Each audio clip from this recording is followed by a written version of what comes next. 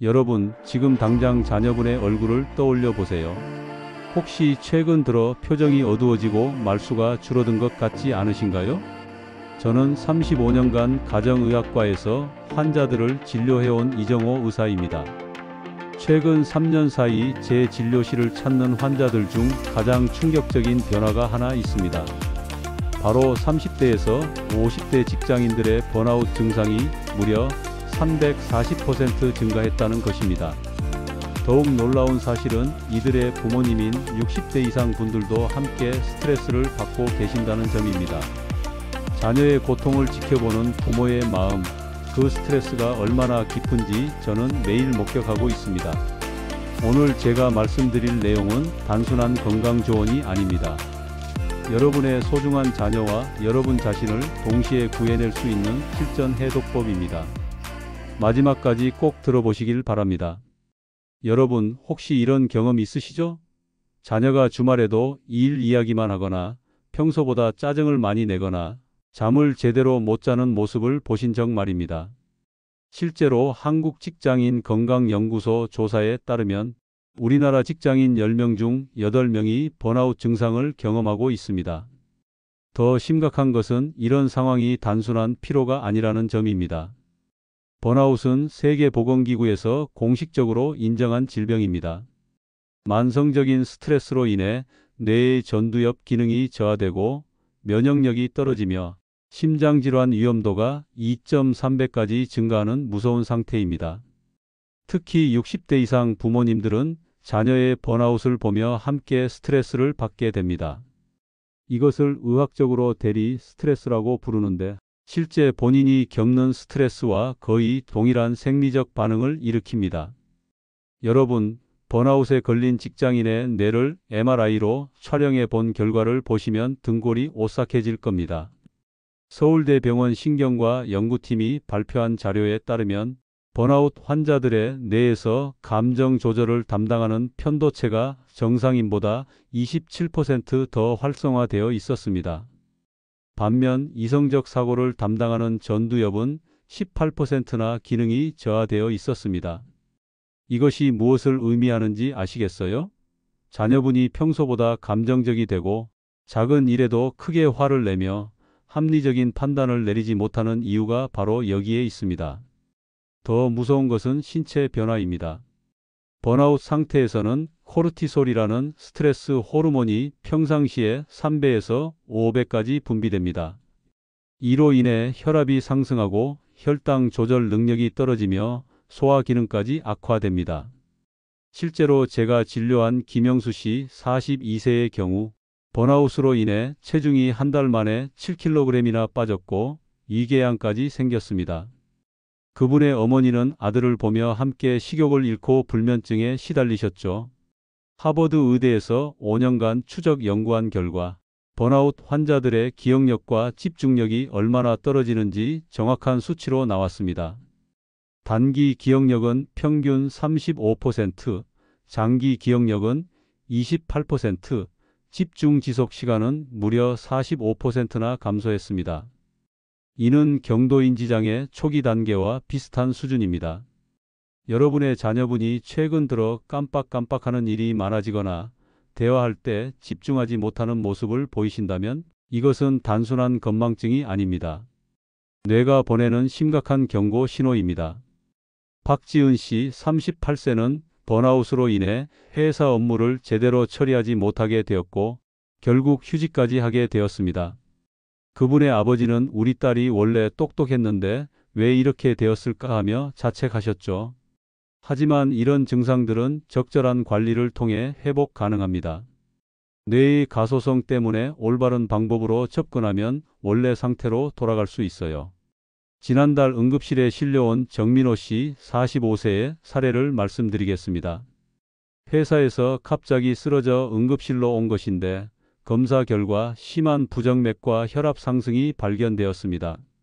원인을 찾아보니 번아웃으로 인한 극도의 스트레스 상태에서 평소 복용하던 혈압약과 수면제의 효과가 급격히 변화한 것이었습니다. 스트레스 호르몬이 약물 대사에 영향을 미쳐 예상치 못한 위험 상황이 발생한 거죠. 더 심각한 것은 번아웃 상태에서는 면역력이 현저히 떨어진다는 점입니다. 연구에 따르면 번아웃 환자들의 감염 질환 발병률이 일반인보다 2.7배 높고 회복 기간도 2배 이상 길어집니다. 특히 60대 이상 부모님들이 자녀의 번아웃을 보며 받는 스트레스는 기존의 만성 질환을 악화시킬 수 있습니다. 당뇨병, 고혈압, 심장질환이 있으신 분들은 더욱 주의해야 합니다. 정민호 씨의 어머니도 아들의 응급실 이송 이후 혈당이 급격히 올라가 입원 치료를 받으셔야 했습니다. 가족 모두가 함께 위험에 빠질 수 있다는 것이 번아웃의 가장 무서운 점입니다. 대부분 번아웃은 쉬면 회복된다고 생각하시죠? 천만에요. 완전히 틀렸습니다. 번아웃은 단순한 피로와 전혀 다른 메커니즘으로 작동합니다. 연세대 의대 정신건강의학과 연구에 따르면 번아웃에서 회복하려면 체계적이고 단계적인 접근이 필요합니다. 일반적인 휴식으로는 오히려 증상이 악화될 수 있어요. 왜냐하면 번아웃 상태에서는 뇌의 보상 회로가 망가져 있기 때문에 아무리 쉬어도 만족감을 느끼지 못하고 더욱 우울해질 수 있습니다. 또한 많은 분들이 의지력으로 극복할 수 있다고 생각하시는데 이것도 위험한 오해입니다. 번아웃은 의지력과는 상관없는 생리적 변화입니다. 마치 당뇨병 환자에게 의지력으로 혈당을 조절하라 하고 하는 것과 같죠. 실제로 의지력만으로 번아웃을 극복하려다가 더 심각한 우울증이나 공황장애로 이어지는 경우를 수없이 봤습니다. 과학적 접근 없이는 절대 해결되지 않는 문제입니다. 그렇다면 번아웃에서 벗어나는 가장 핵심적인 첫 번째 방법은 무엇일까요? 놀랍게도 바로 호흡입니다. 호흡이 뭐 그리 중요하냐고 생각하실 수 있지만 스탠퍼드 의대 신경생물학과 연구 결과를 보시면 생각이 바뀌실 겁니다. 번아웃 환자들의 호흡 패턴을 분석해 보니 정상인보다 호흡이 2배 이상 빠르고 얕았습니다. 이런 호흡은 교감신경을 지속적으로 자극해 스트레스 호르몬 분비를 더욱 증가시킵니다. 반대로 올바른 호흡 기법을 사용하면 부교감신경이 활성화되어 스트레스 호르몬이 감소하고 심박수가 안정되며 뇌의 전두엽 기능이 회복됩니다. 제가 환자들에게 권하는 호흡 리셋 테크닉은 매우 간단합니다. 하지만 그 효과는 놀라워요. 이 방법을 꾸준히 실천한 환자들의 코르티솔 수치가 평균 40% 감소했고 수면의 질도 현저히 개선되었습니다. 여러분이 놓치기 쉬운 번아웃의 10가지 경고 신호를 알려드리겠습니다. 이 중 3개 이상 해당된다면 즉시 관리에 들어가셔야 합니다. 평소보다 잠드는 시간이 30분 이상 늘어났다. 주말에도 업무 생각이 머리에서 떠나지 않는다. 작은 일에도 과도하게 짜증을 낸다. 좋아하던 활동에 흥미를 잃었다. 소화불량이나 속 쓰림이 자주 발생한다. 감정 조절이 어려워 눈물이 자주 난다. 집중력이 현저히 떨어져 실수가 잦다. 두통이나 목, 어깨 결림이 심해졌다. 식욕에 급격한 변화가 있다. 사람들과의 만남을 피하게 된다. 이런 증상들은 성별과 연령에 따라 다르게 나타납니다. 남성들은 주로 분노나 공격성으로, 여성들은 우울감이나 자책으로 표현되는 경우가 많아요. 부모님들도 자녀의 이런 변화를 보며 함께 스트레스를 받게 되는데 특히 계절적 요인도 영향을 미칩니다. 가을과 겨울에는 일조량 부족으로 증상이 더욱 악화될 수 있어요. 이제 구체적인 실천 방법을 단계별로 알려드리겠습니다. 첫 번째는 호흡 리셋 테크닉입니다. 편안한 자세로 앉아서 한 손은 가슴에, 다른 손은 배에 올려놓으세요. 코로 4초간 천천히 숨을 들이마시면서 배가 부풀어 오르도록 하세요. 7초간 숨을 참으세요. 입으로 8초간 천천히 숨을 내쉬세요. 이 과정을 하루 3번 각각 5회씩 반복하세요. 두 번째는 경계 설정 전략입니다. 직장인 자녀분들이 가장 어려워하는 부분인데 부모님의 지혜로운 조언이 큰 도움이 됩니다.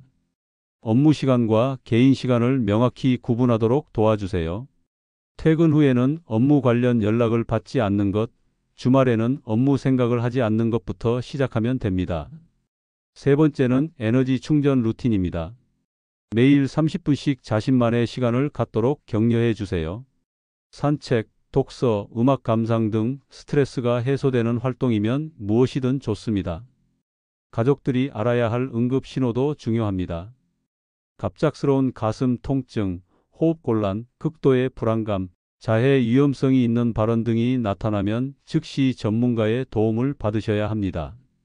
여러분, 번아웃은 충분히 극복 가능한 상태입니다. 제가 지난 35년간 수많은 환자들이 회복되는 모습을 지켜봤거든요.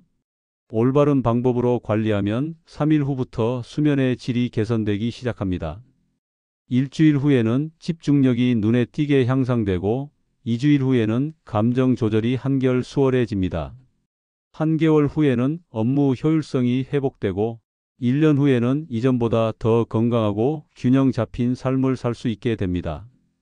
실제로 제가 진료한 이수진 씨 40세는 심각한 번아웃으로 휴직까지 했지만 체계적인 관리를 통해 완전히 회복했습니다. 지금은 후배들에게 스트레스 관리법을 가르치는 멘토가 되어 있어요. 그분의 부모님도 함께 건강해지셨고요. 여러분의 소중한 자녀, 그리고 여러분 자신을 위해 오늘부터 실천해 보세요. 작은 변화가 큰 기적을 만들어낼 것입니다. 가족의 건강은 한 사람만의 노력으로 이루어지지 않습니다. 서로를 이해하고 도우며 함께 건강한 삶을 만들어 나가는 것이야말로 진정한 치유의 시작입니다. 이야기는 아직 끝나지 않았습니다. 다음에는 번아웃을 예방하고 면역력을 높이는 생활 습관들에 대해 더 자세히 알아보겠습니다. 구독과 좋아요, 그리고 주변의 힘든 분들에게 이 영상을 공유해 주세요. 여러분의 작은 관심이 누군가에게는 큰 희망이 될 수 있습니다. 여러분, 지금부터는 한층 더 흥미로운 내용을 풀어드리겠습니다. 새로운 사례와 방법을 통해 시야를 넓혀보세요. 우리는 흔히 큰 병이나 사건이 삶을 바꾼다고 생각하지만 사실은 단 5분의 작은 습관이 감정을 다스리고 건강한 삶을 지켜주는 열쇠가 될 수 있습니다. 오늘 제가 전해드릴 핵심은 3가지입니다. 몸의 감각을 섬세하게 살피는 바디스캔 명상, 자신이 느끼는 감정을 정확히 표현하는 감정 라벨링 기법, 혼란스러운 순간에도 현재를 붙잡아주는 현재 순간 앵커링입니다. 이 3가지는 나이가 들어갈수록 더 큰 힘을 발휘하며 일상의 평온을 지켜주는 든든한 무기가 되어줍니다. 함께 알아보시죠. 서울에 사는 68세 김영수 어르신은 은퇴 후 우울감과 짜증이 잦아졌습니다. 사소한 일에도 화가 치밀고 가족들과의 대화가 자주 불편해졌습니다. 어느 날 딸이 권한 바디스캔 명상을 처음 해본 뒤 몸의 긴장을 느끼고 그것을 풀어내는 경험을 했습니다. 2달이 지나자 김 어르신은 화가 날 때 먼저 숨을 고르고 몸의 반응을 확인하는 습관이 생겼습니다. 전에는 목소리를 높였던 순간에도 이제는 차분히 감정을 설명하며 대화할 수 있게 되었습니다. 반면 부산의 72세 이정희 어머님은 남편과의 갈등으로 오랫동안 불면에 시달렸습니다. 감정 라벨링 기법을 배우면서 나는 지금 서운하다, 나는 지금 외롭다라고 표현하는 연습을 했습니다. 감정을 말로 꺼내니 막연한 불안이 줄어들고 남편과의 대화도 부드러워졌습니다. 수면 시간도 점점 늘어나며 생활에 활기가 돌아왔습니다. 2분 모두 공통된 깨달음을 얻게 되었습니다. 감정을 억누르는 것이 아니라 있는 그대로 알아차리고 표현하는 것이 오히려 관계를 회복하고 마음을 가볍게 한다는 점이었습니다. 단 몇 분의 연습이 삶의 질을 크게 바꿀 수 있음을 보여주는 사례입니다. 마음 챙김이 왜 효과적인지 과학적 원리를 살펴보겠습니다. 바디스캔 명상은 몸의 감각을 세밀히 관찰하는 훈련입니다. 연구에 따르면 서울대병원에서 진행된 실험에서 고령 참가자들이 8주간 바디스캔 명상을 한 뒤 불안지수가 평균 37% 감소했습니다. 이는 단순한 기분 전환이 아니라 뇌의 편도체 활동이 안정되는 생리적 변화를 동반합니다. 또한 감정 라벨링은 뇌과학적으로 입증된 방법입니다.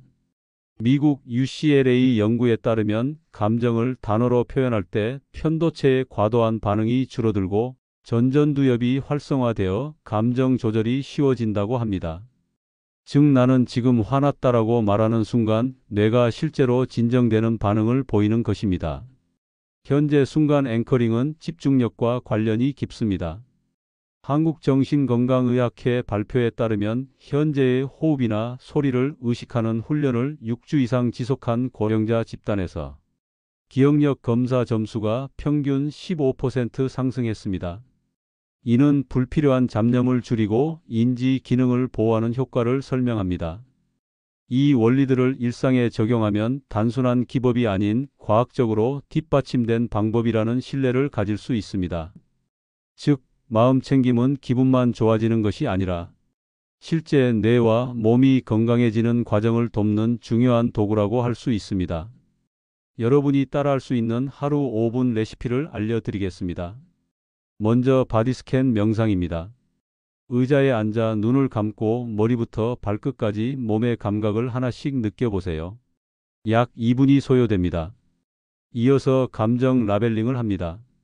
오늘 하루 중 가장 크게 느낀 감정을 하나 떠올리고 나는 지금 서운하다와 같이 단문으로 표현합니다. 1분이면 충분합니다.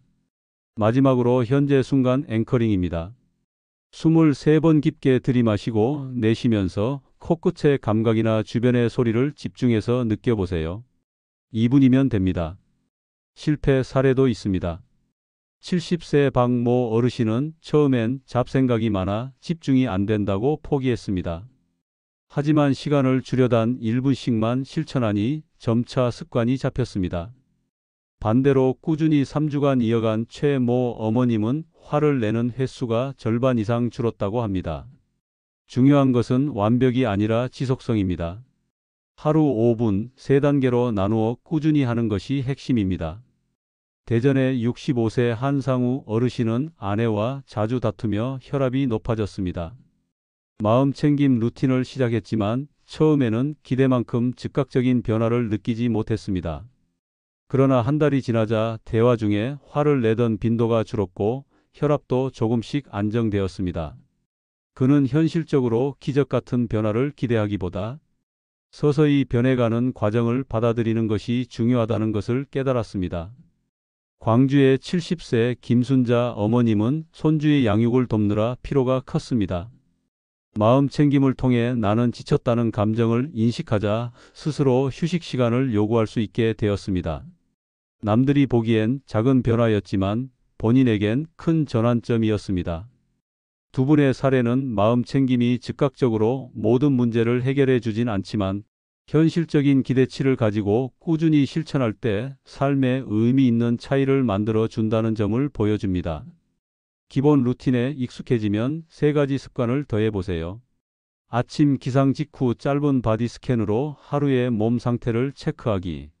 저녁 식사 후 가족과 함께 오늘 느낀 감정을 한마디씩 나누며 감정 라벨링을 실천하기. 잠들기 전 불을 끄고 현재의 호흡에 집중하며 앵커링으로 하루를 마무리하기. 실제로 67세 모 어르신은 아침 바디 스캔을 시작하면서 허리 통증이 심해지기 전에 조기에 알아차려 운동과 휴식을 조절할 수 있었습니다. 작은 습관이지만 꾸준히 하면 일상의 질을 크게 끌어올릴 수 있습니다. 마음 챙김은 대부분 안전하지만 지병이 있는 경우 주의가 필요합니다. 예를 들어 간질환을 앓는 분은 호흡을 과도하게 조절하는 과정에서 어지럼증이 생길 수 있고 위장질환이 있는 분은 깊은 복식 호흡이 불편할 수 있습니다. 또한 심한 우울증이나 불안장애를 가진 분은 오히려 불안이 심해질 수 있으므로 반드시 주치의와 상의해야 합니다. 모든 훈련은 본인의 건강 상태를 고려해 조심스럽게 시작해야 한다는 점을 강조드립니다. 제가 직접 하는 하루 루틴을 예로 들어보겠습니다. 아침에는 일어나자마자 2분간 바디 스캔으로 몸 상태를 살핍니다. 점심에는 식사 후 조용히 앉아 오늘 느낀 감정을 한마디로 표현합니다. 저녁에는 하루를 마무리하며 3분간 현재 순간 앵커링으로 호흡을 집중합니다.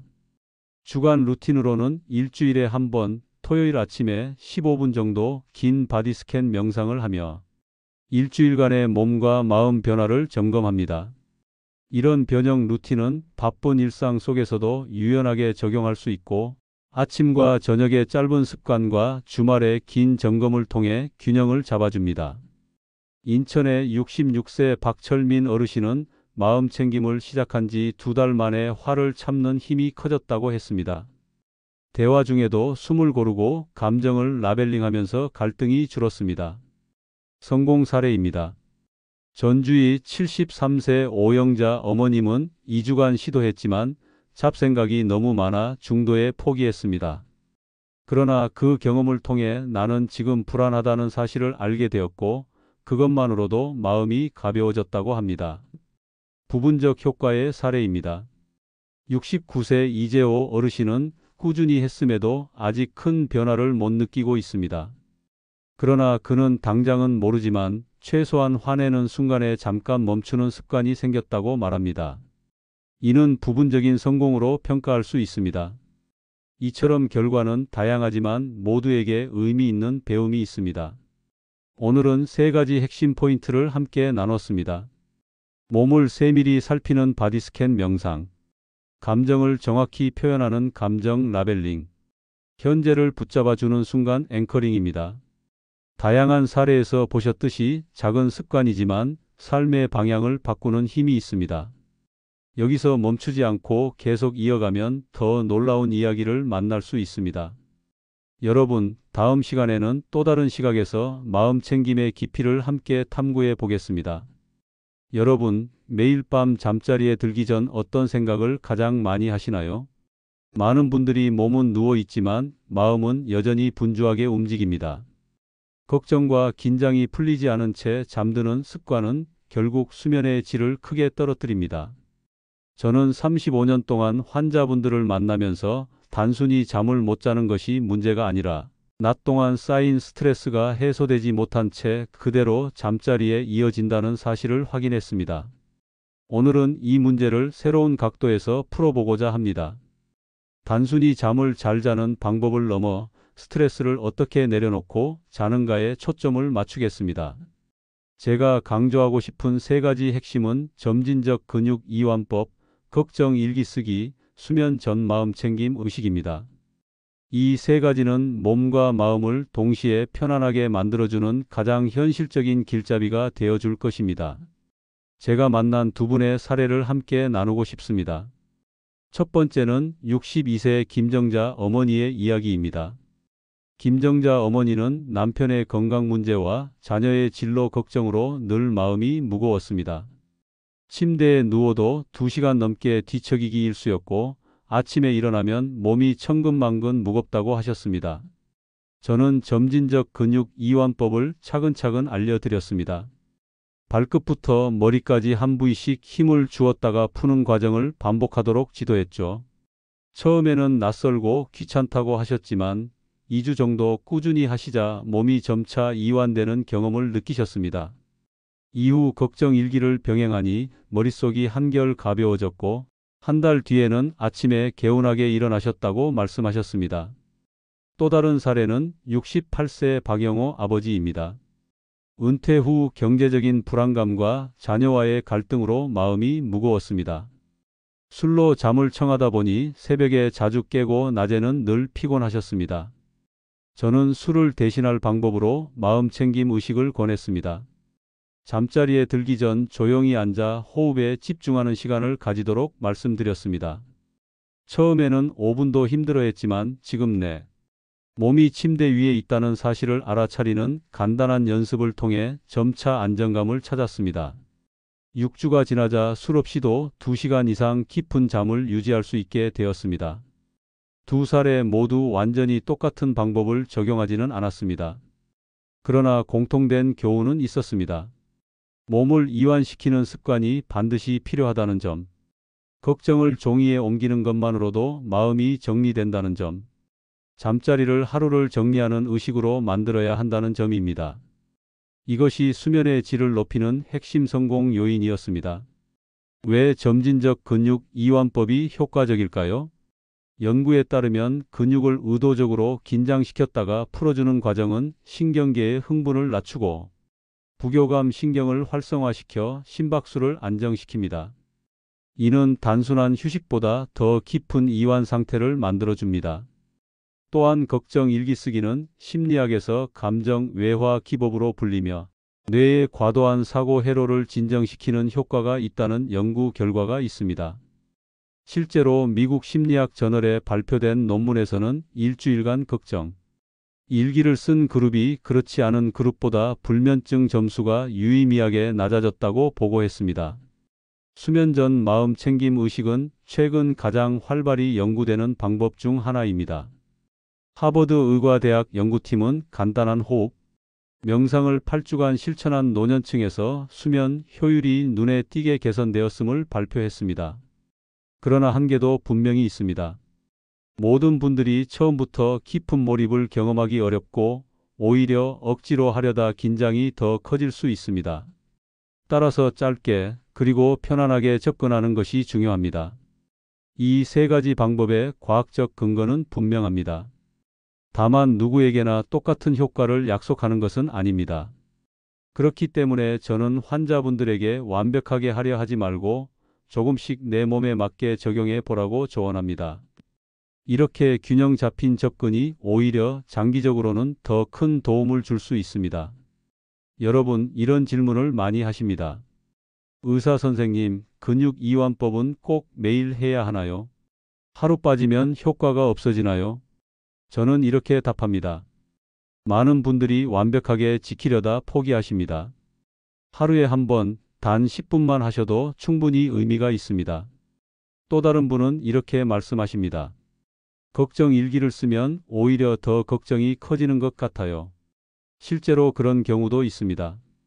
그래서 저는 걱정을 적되 마지막에는 내가 지금 당장 할 수 있는 일과 없는 일을 나누어 쓰라라고 권합니다. 이 작은 정리가 걱정의 무게를 절반으로 줄여줍니다. 실제 환자 사례를 보면 성공과 실패의 차이는 꾸준함과 부담 없는 실천에 달려 있었습니다. 매일 밤 15분 정도의 마음 챙김만 꾸준히 지킨 환자는 2달 후 불면증 점수가 절반으로 줄었지만 처음부터 30분 이상 욕심을 낸 환자는 일주일 만에 포기했습니다. 즉, 중요한 것은 얼마나 오래 하느냐가 아니라 얼마나 꾸준히 하느냐였습니다. 제가 만난 환자 중 한 분은 70세 김순의 어머니였습니다. 김순의 어머니는 관절 통증 때문에 오래 누워있는 것 자체가 불편했습니다. 그래서 근육 이완법을 온전히 실천하기 힘들었죠. 대신 걱정 일기와 마음 챙김 의식만 꾸준히 했는데도 3달 뒤에는 밤에 2번 이상 깨던 습관이 1번으로 줄었습니다. 완벽하진 않았지만 본인에게는 큰 변화였습니다. 65세 최성호 아버지는 손주 돌봄으로 하루가 정신없었습니다. 잠자리에 들면 피곤해 지쳐 곧바로 잠드는 것 같았지만 깊은 잠은 아니었습니다. 근육 이완법을 도입하면서 피로가 단순히 사라지는 게 아니라 몸이 진짜로 풀리는 경험을 하게 되었습니다. 덕분에 아침에 일어나 상쾌함을 느낄 수 있었습니다. 이처럼 각자의 상황에 따라 결과는 다릅니다. 중요한 것은 남과 비교하는 것이 아니라 자기 상황에 맞는 현실적 목표를 찾는 것입니다. 작은 변화라도 그 자체가 의미 있는 성과임을 잊지 말아야 합니다. 지속 가능한 변화는 거창하지 않습니다. 잠자리에 들기 30분 전 TV나 스마트폰을 끄고 조용한 음악을 듣는 습관, 걱정 일기를 쓰되 반드시 하루에 좋은 일 한 가지를 함께 기록하는 습관, 침대에 눕기 전 깊은 호흡 3번으로 하루를 마무리하는 습관. 실제로 이런 작은 습관을 실천한 환자분들은 예전보다 마음이 가볍다, 잠드는 시간이 빨라졌다라는 말씀을 많이 하십니다. 중요한 것은 부담 없이 매일 할 수 있는 습관을 선택하는 것입니다. 시간이 쌓이면 이 작은 습관들이 큰 변화를 만들어줍니다. 연령대별 주의점도 있습니다. 청년층은 스트레스가 많아도 회복력이 빠릅니다. 그러나 스마트폰 사용으로 인한 늦은 취침이 문제이므로 수면 전 기기 사용 제한을 우선 권합니다. 장년층은 직장과 가정의 부담이 크기 때문에 걱정 일기와 근육 이완법이 효과적입니다. 노년층은 신체적 질환과 약물 복용으로 수면 문제가 생길 수 있으니 반드시 전문의와 상담을 병행해야 합니다. 모든 연령대에서 공통으로 갑작스러운 불면증, 악화나 일상생활이 힘들 정도의 피로가 나타나면 의사와 상담하는 것이 필요합니다. 아침에는 5분간 햇빛을 쬐며 가벼운 스트레칭을 합니다. 점심에는 잠깐의 휴식 시간에 근육 이완법을 한번 연습합니다. 저녁 식사 후에는 걱정 일기를 쓰며 하루를 정리합니다. 잠자리에 들기 전에는 조용한 음악과 함께 호흡 명상으로 마음을 가라앉힙니다. 이런 루틴은 실제 환자들이 실천하고 있는 방법입니다. 중요한 것은 하루하루 똑같이 할 필요는 없다는 점입니다. 컨디션에 따라 일부만 실천해도 충분히 도움이 됩니다. 유연하게 조정하는 것이 오히려 지속 가능성을 높입니다. 3명의 환자를 예로 들어보겠습니다. 꾸준히 3가지 방법을 모두 실천한 환자는 2달 만에 수면의 질이 크게 개선되었습니다. 걱정 일기만 실천한 환자는 불면증이 완전히 사라지진 않았지만 마음의 부담이 줄고 입면 시간이 단축되었습니다. 처음엔 의욕적으로 시작했으나 2주 만에 중단한 환자는 큰 변화를 경험하지 못했습니다. 이 차이는 꾸준함과 자기 상황에 맞는 선택 여부에서 비롯되었습니다. 완전한 성공이 아니더라도 부분적인 효과만으로도 삶의 질은 향상될 수 있습니다. 무엇보다 중요한 것은 작은 꾸준함입니다.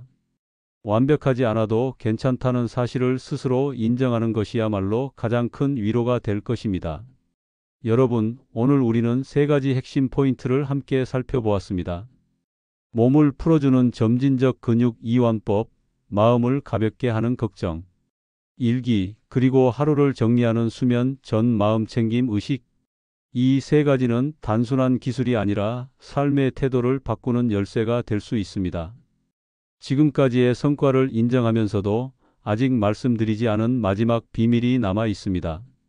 그것은 바로 수면을 넘어 삶 전체의 균형을 회복하는 길과도 연결됩니다.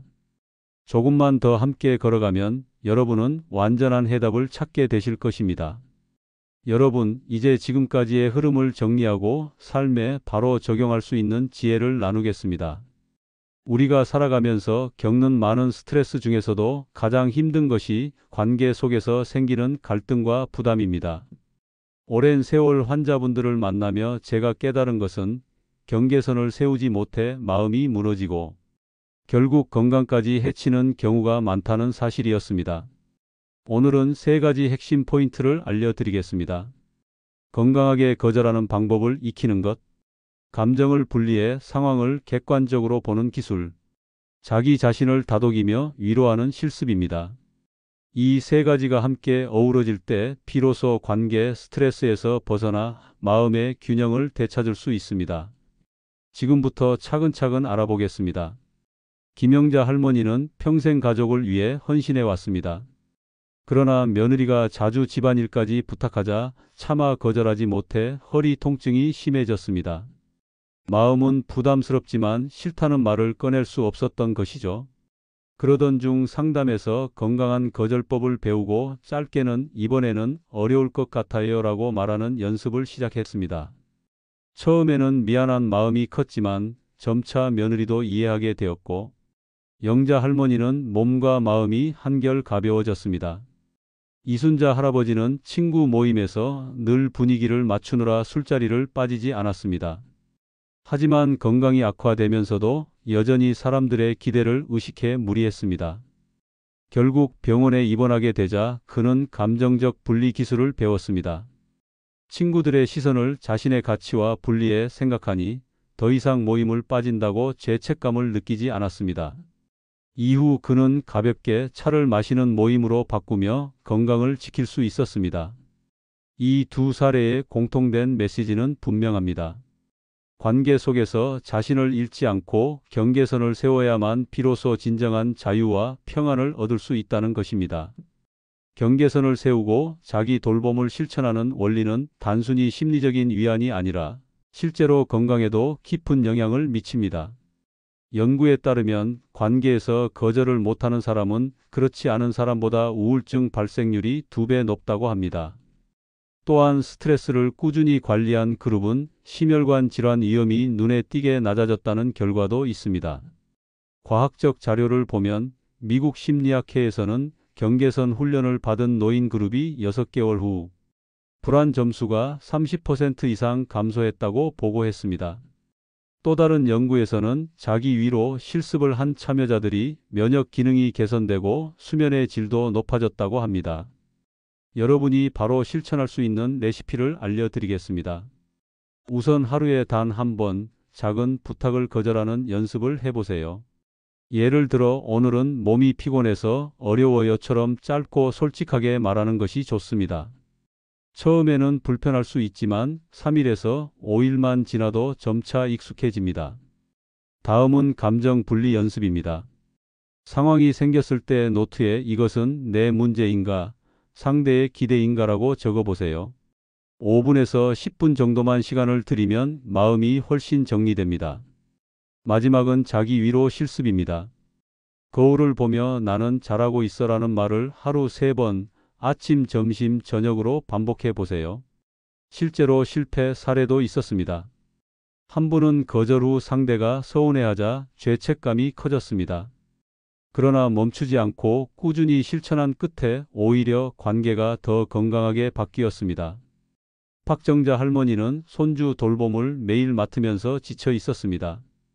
그러나 자기 위로 실습을 통해 내가 지쳐 있으면 더 도울 수 없다라는 마음을 인정하게 되었고 주 2회는 쉬는 시간을 확보했습니다. 손주와의 관계는 더 따뜻해졌고 건강도 회복되었습니다. 이철수 할아버지는 아들의 부탁을 거절하지 못해 몸살이 자주 났습니다. 하지만 감정 분리 기술을 배우며 이것은 아들의 기대일 뿐 내 책임은 아니다라고 스스로에게 말하기 시작했습니다. 결과적으로 그는 무리한 요구를 줄일 수 있었고 오히려 가족 간의 신뢰도 깊어졌습니다. 두 분의 경험에서 알 수 있듯이 현실적인 기대치를 조율하고 스스로를 돌보는 것은 단순한 편의가 아니라 삶을 지탱하는 중요한 힘입니다. 이제 더 깊이 있는 팁을 드리겠습니다. 작은 성공 기록을 만드세요. 하루에 단 한 번이라도 거절을 했거나 자기 위로를 실천했다면 달력에 표시를 남기는 것입니다. 한 달만 지나도 자신감이 크게 쌓입니다. 짧은 호흡 명상을 습관으로 들이세요. 하루 3번, 3분씩 숨을 고르며 지금 이 순간 나는 안전하다고 마음속으로 되뇌면 불안이 줄어듭니다. 믿을 수 있는 한 사람에게만 솔직한 마음을 나누는 시간을 가지세요. 실제로 제 환자 한 분은 친구에게 매주 10분 전화로 속마음을 나누면서 관계 스트레스가 절반 이상 줄었다고 말했습니다. 여러분, 모든 실천에는 주의할 점도 있습니다. 우울증이나 불안증 같은 지병이 있으신 분은 혼자만의 연습으로는 충분하지 않을 수 있습니다. 또 심장질환이나 고혈압을 가진 분들은 스트레스 상황에서 호흡을 급격히 조절하는 연습을 무리하게 하지 않도록 주의해야 합니다. 무엇보다도 새로운 습관을 시작하시기 전에는 반드시 주치의나 전문의와 상의하시길 권합니다. 안전하게 진행하는 것이 가장 중요합니다. 아침에는 거울을 보며 짧게 자기 위로 문장을 3번 반복하세요. 오늘도 나는 충분하다라고 말하는 것만으로 하루의 기운이 달라집니다. 점심에는 노트의 관계 속에서 생긴 작은 갈등을 기록하고 그것이 내 책임인지 아닌지를 구분해 보세요. 5분이면 충분합니다. 저녁에는 하루를 돌아보며 혹시 거절하지 못한 상황이 있었는지 적고 내일은 어떻게 표현할지 미리 준비합니다. 주말에는 믿을 수 있는 지인과 짧은 대화를 나누며 마음을 환기하세요. 이런 루틴을 꾸준히 하면 관계 스트레스가 줄고 마음의 평온이 쌓입니다. 김미숙 할머니는 처음에는 거절을 두려워했지만 작은 연습을 꾸준히 이어가며 자신감을 키워갔습니다. 결국 며느리와의 관계가 더 건강해지고 삶의 활력이 돌아왔습니다. 박동수 할아버지는 2-3번 시도하다가 상대의 반응이 서운해 보여 중도에 포기했습니다. 그 결과 여전히 피로와 스트레스가 쌓여 있었습니다. 이선자 할머니는 작은 실천을 꾸준히 이어갔습니다. 처음에는 어색했지만 달력에 표시를 남기며 3개월을 채우자 관계 스트레스가 눈에 띄게 줄고 주변 사람들과의 대화도 훨씬 편안해졌습니다. 이처럼 작은 꾸준함이 가장 큰 차이를 만듭니다. 여러분, 오늘 함께 나눈 내용을 정리해 보겠습니다. 건강하게 거절하는 법을 배우는 것이 중요합니다. 감정을 분리해 내 마음을 보호하는 기술을 익혀야 합니다. 자기 자신을 다독이며 위로하는 습관을 들이면 관계 스트레스가 줄어듭니다. 오늘 배운 작은 실천이 내일의 건강을 바꾸는 첫걸음이 됩니다. 구독과 좋아요, 댓글로 여러분의 생각을 나눠주시면 저에게도 큰 힘이 됩니다. 이어지는 다음 이야기 속에서 또 다른 건강의 비밀을 함께 발견해 보시죠.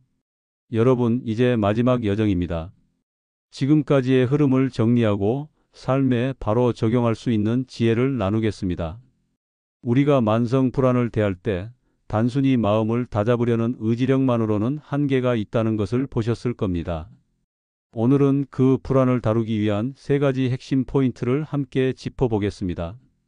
떠오르는 생각을 그저 관찰하는 연습을 통해 마음의 거리를 두는 방법. 오감을 활용한 5-4-3-2-1 그라운딩으로 현재에 머무르는 힘. 불안이 몰려와도 거스를 수 없는 파도처럼 받아들이며 흘려보내는 불안파도 타기 기법입니다. 이 3가지는 제가 수많은 환자분들을 진료하며 실제로 도움을 줄 수 있었던 방법들입니다. 지금부터 함께 차근차근 살펴보시죠. 첫 번째 인물은 68세 이순자 할머니입니다. 할머니는 남편이 세상을 떠난 뒤 작은 소리에도 불안이 커지고 잠도 이루지 못하는 날이 많았습니다. 손주들이 놀러와도 웃음보다 걱정이 먼저였죠. 그러나 사고 관찰 연습을 꾸준히 하며 내가 또 걱정을 하고 있구나라는 말을 스스로에게 해주기 시작했습니다. 처음에는 단 몇 초만 해도 힘들었지만 한 달이 지나자 불안이 덮쳐도 잠시 멈추어 숨을 고르는 여유가 생겼습니다. 손주들과 함께 있을 때도 마음이 한결 가벼워져 웃음이 늘었습니다. 두 번째 인물은 72세 김영호 할아버지입니다. 퇴직 후 건강이 나빠질까 늘 불안했고 특히 밤마다 가슴이 두근거려 병원을 여러 차례 찾으셨습니다. 검사 결과 큰 이상은 없었지만 불안이 멈추지 않았습니다. 제가 알려드린 5-4-3-2-1 그라운딩을 꾸준히 실천하면서 조금씩 변화가 찾아왔습니다. 밤에 불안이 몰려오면 방 안에서 보이는 물건 5가지를 보고 4가지 소리를 듣고 3가지 촉감을 느끼는 과정을 반복했습니다. 어느 순간 가슴 두근거림은 크게 줄었고 잠도 조금씩 길어졌습니다. 이 두 분의 이야기는 다르지만 공통점이 있습니다. 불안을 없애려 애쓰기보다 불안을 새로운 방식으로 대하며 살아갈 힘을 기르신 것입니다. 결국 중요한 것은 완벽히 사라지길 기대하기보다 불안 속에서도 나를 지켜내는 작은 연습을 이어가는 것이었습니다. 만성 불안을 다스리는 핵심은 크게 3가지로 정리할 수 있습니다. 사고와 감정을 분리해 바라보는 힘입니다. 연구에 따르면 반복적으로 떠오르는 걱정을 단순히 관찰하는 것만으로도 불안의 강도가 줄어들 수 있다고 합니다. 현재의 감각을 활용해 몸과 마음을 안정시키는 방법입니다. 많은 심리 전문가들은 오감에 집중하는 것이 신경계를 안정시키고 긴장된 뇌를 이완하는 데 도움이 된다고 설명합니다. 불안을 억누르지 않고 파도처럼 타며 흘려보내는 태도입니다. 실제로 여러 임상 논문에서도 불안을 회피하거나 억제하려는 시도가 오히려 불안을 더 키운다고 보고합니다. 과학적 자료에 의하면 인지적 재구성과 그라운딩은 뇌의 편도체 반응을 조절하고 자율신경계의 긴장을 낮추는 데 긍정적 영향을 준다고 합니다. 결국 우리가 얻는 교훈은 불안을 없애는 것이 목표가 아니라 불안 속에서도 자신을 잃지 않는 연습을 지속하는 것이 중요하다는 점입니다. 여러분이 바로 따라할 수 있는 실천 레시피를 알려드리겠습니다. 매일 아침 5분 동안 사고 관찰 연습을 해보세요. 떠오르는 생각이 있으면 종이에 적고 이건 단지 생각일 뿐이라고 마음속으로 말하며 내려놓습니다. 점심에는 5-4-3-2-1 그라운딩을 하세요. 눈에 보이는 5가지, 손으로 느끼는 4가지, 귀로 들리는 3가지, 코로 맞는 2가지, 입으로 맛보는 1가지를 차례로 느끼는 것입니다. 저녁에는 불안 파도 타기를 실천해 보세요. 불안이 밀려오면 억누르지 말고 지금 파도가 온다 하고 그 파도가 지나갈 때까지 기다립니다. 어떤 분은 처음에는 실패했다고 느끼지만 사실 그것조차도 과정의 일부입니다.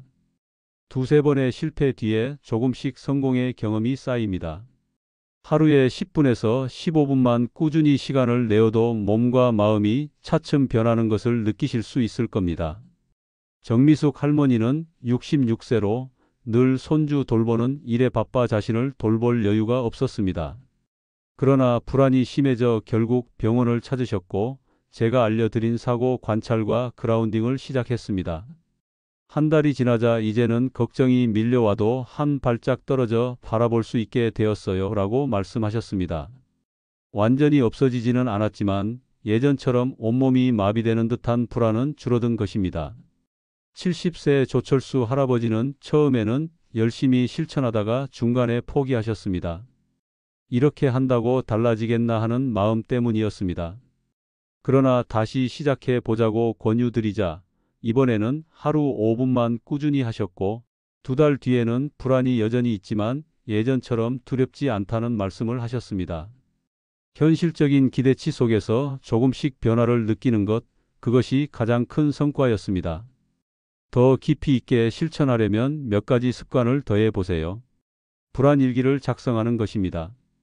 매일 불안했던 순간과 그때 사용한 기법을 기록하면 자신만의 패턴을 알 수 있습니다. 규칙적인 운동을 곁들이면 효과가 배가 됩니다. 가벼운 걷기나 스트레칭만으로도 신체 긴장이 줄어들고 불안 완화에 도움이 됩니다. 믿을 수 있는 사람과 나누는 습관입니다. 혼자만의 싸움이 아니라는 사실이 큰 힘이 됩니다. 제가 만난 한 69세 어르신은 매일 아침 그라운딩을 한 뒤 일기를 쓰고 저녁에는 아내와 함께 그날 느낀 감정을 나누셨습니다. 3달 뒤 이제는 불안이 와도 이겨낼 수 있다는 자신감이 생겼다고 말하셨습니다. 작은 습관의 힘이 이렇게 큽니다. 만성 불안을 다룰 때 주의해야 할 점도 있습니다. 심혈관 질환, 당뇨, 치매와 같은 지병이 있는 분들은 불안으로 인해 증상이 악화될 수 있으므로 반드시 담당 의사와 상의하시길 권합니다. 또한 갑작스러운 불면, 극심한 우울감, 자살 충동 같은 증상이 동반된다면 전문적인 치료가 필요합니다. 이러한 경우에는 스스로 기법만으로 해결하려 하지 마시고 반드시 전문 의료진의 도움을 받으셔야 합니다. 하루와 주간 루틴을 실제 예시로 말씀드리겠습니다. 아침에는 일어나자마자 창문을 열고 깊게 호흡하며 사고 관찰을 5분간 합니다.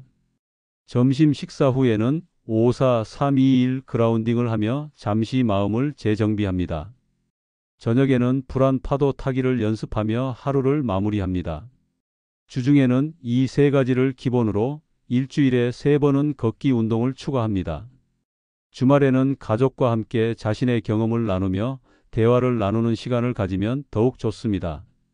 실제로 이렇게 하루와 주간을 채워가면 불안이 있어도 일상 속에서 무너지지 않고 살아가는 힘을 얻게 됩니다. 3명의 사례를 소개하겠습니다. 65세 박정자 할머니는 처음에는 작은 성과에 만족하지 못했지만 꾸준히 연습하며 지금은 불안이 와도 내 생활을 멈추지 않는다라는 자신감을 가지게 되었습니다. 71세 최종수 할아버지는 시작은 열심히 했으나 가족의 반응이 시큰둥하자 중도에 포기하셨습니다. 그러나 몇 달 뒤 다시 시도하며 이번에는 가족에게 솔직히 불안을 이야기했고 함께 격려받으며 꾸준히 실천할 수 있었습니다.